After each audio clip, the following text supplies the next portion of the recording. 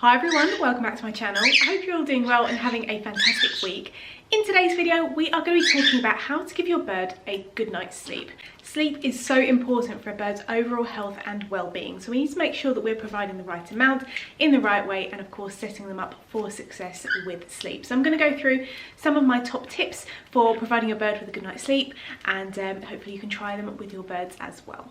So when you don't provide the right kind of sleep for your bird, you're not providing enough sleep, it's not dark enough, etc., then sometimes it can lead to some behavioural difficulties. This could be things like anxiety, aggression, irritability, agitation, and of course the main one, which is an increase in hormonal behaviour, which encompasses a lot of those kinds of things, which are really undesirable because our birds get very stressed out in this situation. So if we can provide a great night's sleep, that's going to be a really great tool in our tool belt for trying to shape our bird's behaviour in a really positive way.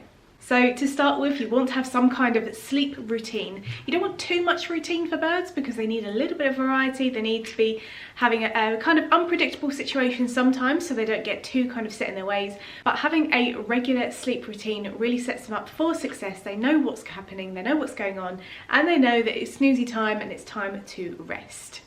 So the first way that you can get your bird ready for bed is to condition calm. Now this is something that you can't do immediately, it needs to be done over kind of several weeks, but it's something we did with all of our birds and we've seen massive results with it. So the idea behind conditioning calm is every time your bird gets ready to rest, whether that's through sleep or through an afternoon nap, what we do is we use our home assistant, I won't say her name, but we play thunderstorm sounds or rainforest sounds, just very calming sounds, not bird sounds because that's going to get your birds really agitated, but just nice kind of nature sounds. You can even use like wave sounds, rain sounds, anything like that. And we play that when the birds are resting.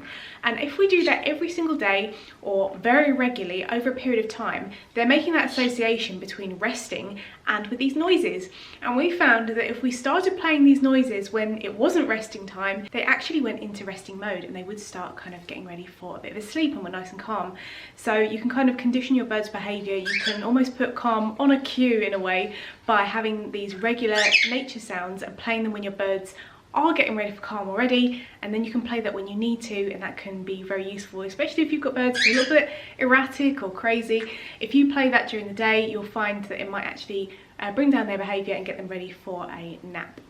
Now you may have heard this already, but birds do need 12 hours of uninterrupted sleep every single night. So you'll see different things on the internet, but 12 hours is the ideal amount of time that you want your bird to be resting. Now they're not going to be sleeping for that entire 12 hours, they will sleep for the majority of it, but they do need to be set up for success within that 12 hours where they're going to be undisturbed, they're going to be in a nice calm and quiet and dark space for them to rest. If you're giving them less sleep, you will find that actually it does impact on their behaviour. We've seen it a lot in our consultations.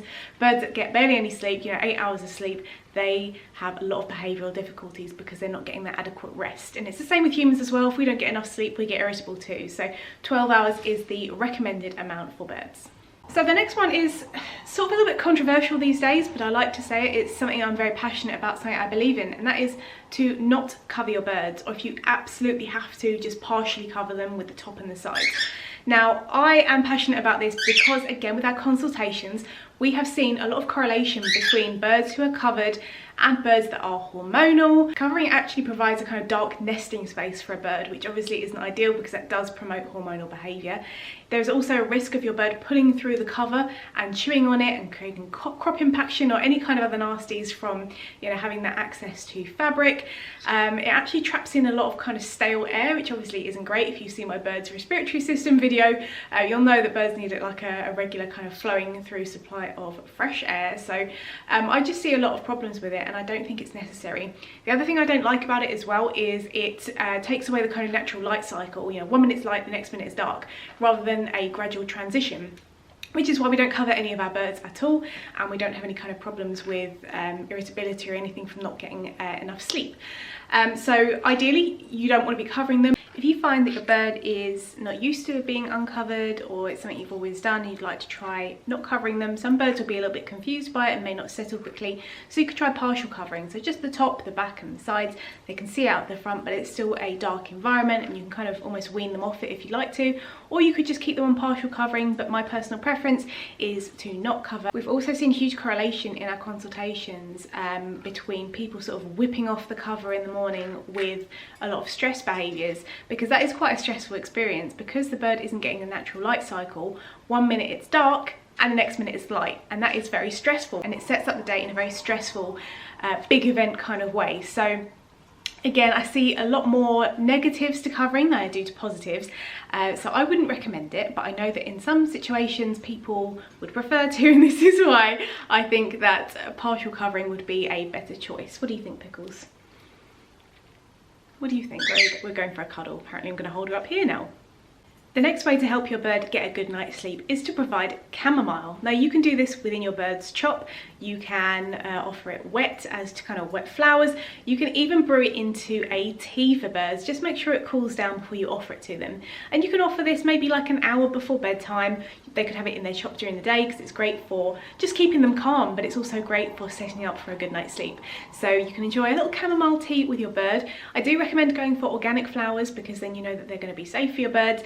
And I also have a link to some organic chamomile that we use down in my Amazon store if you want to know that, you know, it's definitely bird safe. So it's down there if you'd like to go and check it out. But chamomile is just one of those fantastic things which can really help with not only sleep but anxiety and any kind of unrest with your birds. So, and also hormones too.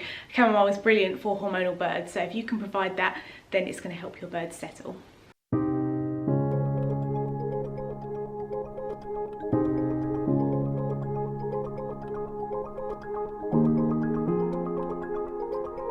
Now the next point, again, might be controversial, but it's not intended to be, and that is ideally, in an ideal world, to not have your bird in the same room as you when they are going to sleep. Now I know this isn't possible for many people, and this isn't me criticising you at all, but it is often seen that when a bird is sleeping in the same room as you, there is going to be some disruption with you moving around, with any kind of noises, any lights from any screens that you might have in there. And we have experienced this firsthand, because when we brought Olive and Scampy home, we did have to quarantine them in our bedroom. That was the only place where we could keep them away from the other birds, just to make sure they weren't sick when we were bringing them in.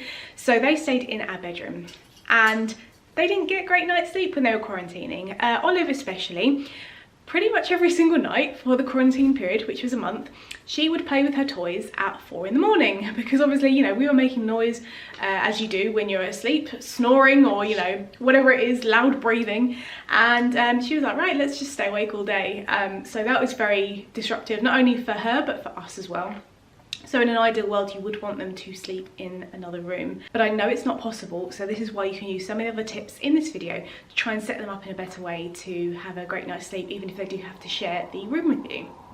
Now this next point is more kind of geared towards cockatiels, but you could use it for any bird, and that is to actually take some of the toys out at bedtime or kind of later on in the day. Now you might be wondering, why would I take toys out for my birds? They enjoy them. Yes, they do. However, especially for cockatiels, they are prone to night frights, and they can be caused by the simplest of things. That could be toys moving, that could be shadows in the night, but also if they do have a night fright for another reason, if there's loads of toys in there, things that they could get tangled on and caught on, that can cause a lot of stress, especially if you don't hear night frights when they happen in the night. So I recommend, especially for cockatiels, trying to take out the majority of the toys, and then they've kind of got a clear space. So if they are going to have this kind of night fright, scary experience, you know that they're not going to get themselves caught on anything or hurt. So the other benefit of this is when you take so many toys out each night, you can really switch it up the next day, and that is what we do for the cockatiels. They get different toys every single day, and it keeps it really enriching for them, because they don't know what they're going to get. They can try new things, they can have different experiences with different toys, so it kind of has that other added benefit too. Another way to help your bird have a better night's sleep is actually to provide a nightlight. We have a little chick one here, again in my Amazon store if you wanted to get one like ours, and we also have one that plugs in to the main socket. Now we have two just in case. We have a power cut, which we have had before, and when we didn't have the one like this, then the birds did have a night fright, which is very scary. So we like to just have a little backup just to be extra safe. But providing a nightlight isn't to kind of keep them awake all night. The idea isn't to, you know, have a really bright room. The idea is that if they should be kind of jolted awake by something, whether there's, you know, something moving in the night, something falling over by accident, they can look out and go, okay, there's no predators, nothing looks unusual, everything's fine.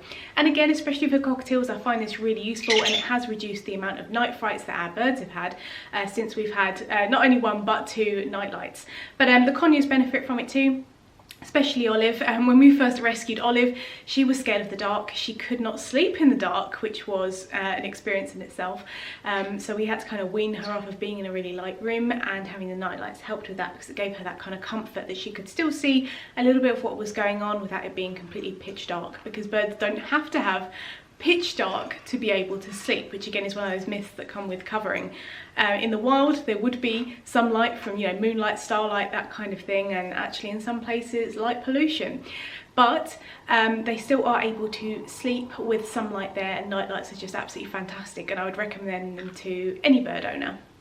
Now, sort of leading on from it not needing to be completely pitch dark, it also doesn't need to be silent when your bird is sleeping, and in some ways you kind of want to train them to be able to sleep with a bit of noise, just like you would with a toddler or a baby. If they can only sleep when it's silent, they're not going to be sleeping, and that is just not fun at all. So if you can kind of condition them just to a little bit of light noise, not, you know, banging and crashing and the TV on loud, you want them just to be able to cope with some noise in the background and still be able to rest. And this is again a process, it's training, it's not going in at the deep end and playing stuff really loud, but yeah, conditioning them to be able to rest and sleep, even though there's a little bit of background noise, is very useful, and they will get used to it. They are able to sleep through. So yeah, silent sleeping, it can actually cause more problems. A way that you can set up your bird's cage to kind of get them ready for bed and have it all set up already is to provide multiple sleeping perch options. Now by this I mean just kind of short natural perches. They don't need to be very elaborate or anything, just mostly straight, but obviously with some texture, and just have a few options high up in the cage. You might be able to see in the background of Scampy and Pickles' cage, at the very back wall, they've got a variety of different options there, all very high up, because that is how birds like to sleep. They like to sleep nice and high up because it makes them feel nice and safe.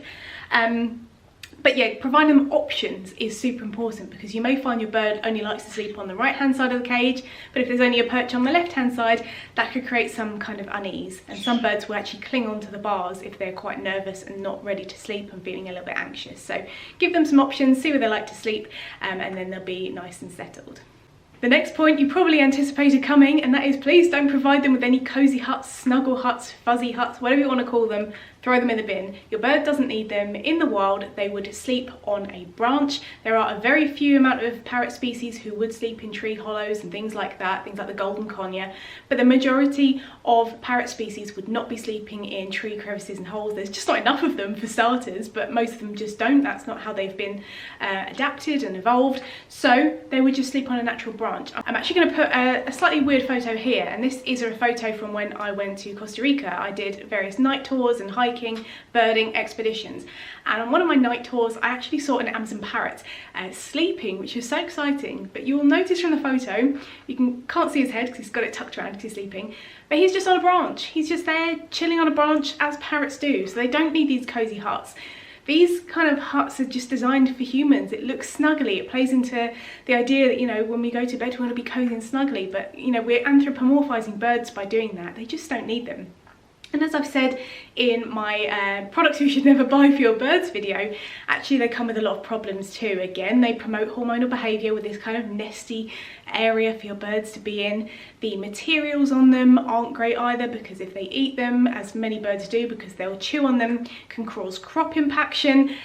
And yeah, they just don't need them. Even ones that are made out of natural materials, you can get like seagrass ones and things, they're still providing that dark nesting space, which is going to promote hormonal behaviour, and we want to kind of lessen that as much as possible. So throw them in the bin, just give your birds nice sleeping perches at the back, and then see where they prefer to sleep. And finally, my favourite thing about trying to get your bird ready for bed is in their kind of final outing, or the last part of their outings of the day before you put them to bed, just have some snuggles and cuddles. Our birds love scritches. Obviously not every bird is going to like that, and you do need to train them to enjoy that. David actually has a video on his channel called How to Pet and Cuddle Your Bird, and you'll find out how you can train your bird to enjoy being touched. But if your bird does like that, then you can have some nice cuddles and scritches. They might just want to kind of sit next to your neck if they could behave up on your shoulder and not bite your ears. But it's obviously a really great bonding experience for you and your birds, but it does kind of get them nice and calm, nice and relaxed, so that's always a good thing. So that's definitely one of my favourite ways to provide a settled, kind of relaxed environment for your bird and get them ready for sleepy time.